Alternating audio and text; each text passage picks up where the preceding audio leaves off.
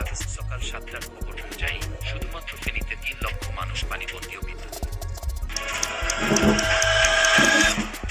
কুমিল্লা, নোয়াখালী সহ এখন পর্যন্ত দেশের 9টি জেলা প্লাবিত। হঠাৎ এই ভয়াবহ বন্যার কারণ কি প্রাকৃতিক নাকি রাজনৈতিক? গত মঙ্গলবার রাতে কোনোরকম আগাম বার্তা এবং বাংলাদেশের সাথে কোনো রকম আলোচনা ছাড়াই টম্বুর জলবিদ্যুৎ প্রকল্পের বাঁধ খুলে দেয় ভারত। এর ফলে মধ্যরাতে ফেনী সহ সীমান্তবর্তী বেশ কয়েকটি এলাকা পানিতে তলিয়ে যায়। অন্তত 24 ঘন্টা আগেও যদি সতর্ক করা হতো তাহলে এই ক্ষয়ক্ষতি অনেকটা নিরসন করা যেত। মধ্যরাতে পানিবন্দী হওয়ার আগে মানুষজন এত লিস্ট আশ্রয় কেন্দ্রে যেতে পারত। যুগ যুগ ধরে অভিনব কায়দায় পানি চুরি করে আসছে ভারত।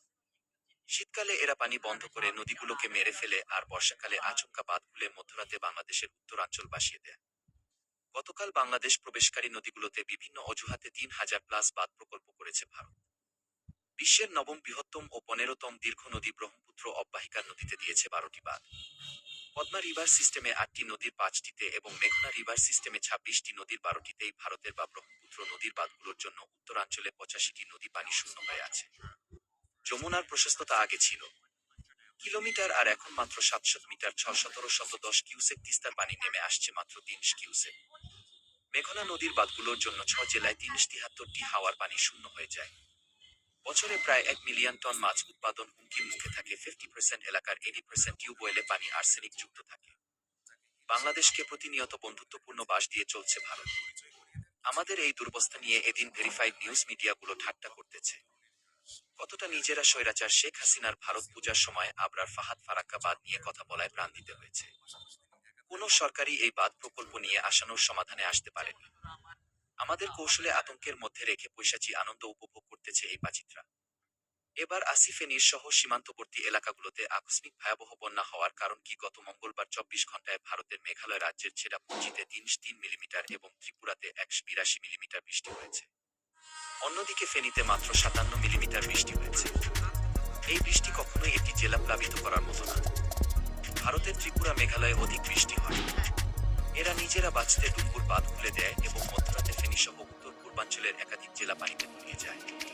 অথচ এরাই শীতকালে পানি আটকে রেখে বাংলাদেশের কৃষিকাজকে হুমকির মুখে ফেলে দেয়। উড়োদান উৎপাদনের এক চার বিঘ্নত হয়, যার মার্কেট ভ্যালুটি কত একবার ভেবে 10,000+ পর কিলোমিটার এলাকায় খোলা হয়। নদীগুলোতে পানি শূন্যতা দেখা দেয়। এই সবগুলোর সাথে প্রত্যক্ষভাবে জড়িত ভারত। বাংলাদেশের বন্যা পূর্বাভাস অস্তরীকরণ কেন্দ্রের তথ্য অনুযায়ী মৌসুমী বায়ুর প্রভাবে ও পাহাড়ি দোলের কারণে কুশিয়ারা ও হালদা সহ মোট 60টি নদীর পানি বিপদ সীমান্ত দিয়ে বয়ে যাচ্ছে। ফেনী, কুমিল্লা, মৌলভীবাজার, হবিগঞ্জ, চট্টগ্রামের নিম্নাঞ্চলে বন্যা দেখা দিয়েছে। বৃষ্টি হলো ভারতে আর বন্যা হইতেছে বাংলাদেশে। কি গেম খেলছে ওরা কোনোরকম আলোচনা ছাড়াই বাদ তুলে দিল? এর মধ্যে অবশ্যই রাজনৈতিক কারণ আছে। তা না হলে কেন আলোচনা ছাড়া বাদ তুলে দেবে এত মানুষ আজ পানি? বিদ্যুৎহীন, আশ্রয়হীন স্মরণকালের ভয়াবহ বন্যা। ফেনীতে প্রায় 90% এলাকা বিদ্যুৎ বিচ্ছিন্ন, নেটওয়ার্ক নেই, মোবাইলের চার্জ নেই, পায়ের নিচে মাটি নেই, থেকে শুধু পানি আর পানমৃত মানুষের লাশ দাফনের জন্য পাড়ি দিতে হচ্ছে। মাইলের পর মাইল পানিতে বেশি আসা 2 বছরের শিশুকে বুকে চাপ দিয়ে পানি বের করার ব্যর্থ চেষ্টা করা লাগতেছে। এর জন্য প্রত্যক্ষভাবে দায়ী ভারত। কোনোরকম আলোচনা ছাড়া, কোনো রকম সতর্কবার্তা ছাড়া বাদ তুলে দিয়ে কিসের ইঙ্গিত দিল? এই বন্যার কারণ প্রাকৃতিকের চেয়ে রাজনৈতিক বেশি। কোনো সুযোগ পেলেই চুল আনা পূরণ করে এরা সবকিছুর হিসেব নেওয়া হবে। সবকিছু মনে রাখা হবে। এক ফারাক্কা বাদ দিয়েই তারা আমাদের কত ক্ষতি করেছে তা অন্য একটি ভিডিওতে আলোচনা করব। এখন সামর্থ্য অনুযায়ী আমাদের ক্ষতিগ্রস্ত ভাই বোনদের পাশে দাঁড়ানো উচিত। সরাসরি না পারলেও অথেন্টিক প্রতিষ্ঠানে ডোনেশন দিয়েও হেল্প করতে পারেন।